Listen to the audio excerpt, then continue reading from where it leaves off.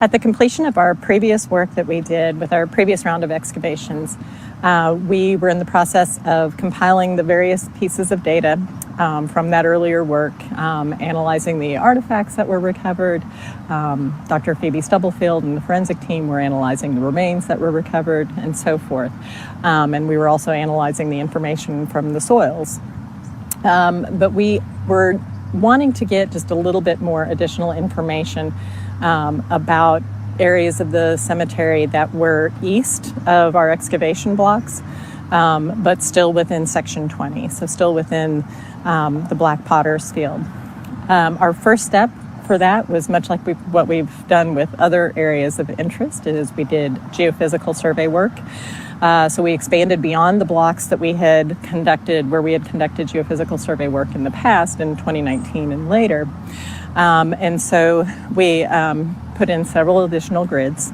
The idea being, would the geophysical survey work in that area to the east of our excavation blocks yield potential targets that would be of possible interest that we might want to explore further with the next round of excavations.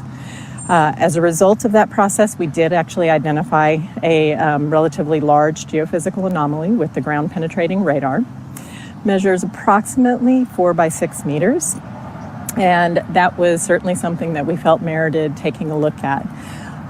But in order to help get a better sense of what was going on with that, we wanted to take an intermediate step and do some just very basic test excavations.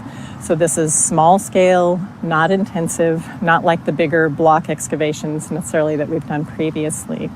But the main goal was for us to be able to ascertain what is actually causing this anomaly. We've talked about this previously. The geophysical survey techniques are fabulous for telling us where things are below the ground that are giving a different kind of signal than the soil around it. But it doesn't necessarily tell us what that thing is. That's where we have to actually break ground, excavate down to the point where we can actually ascertain what is causing that signal, what's making that look different than the area around it. So that was our whole point for coming back here today. It was so that we could get just a little bit more information so that we can properly plan when we do return for our next round of the larger scale excavation process with our full team. Is this a location that we believe merits additional work?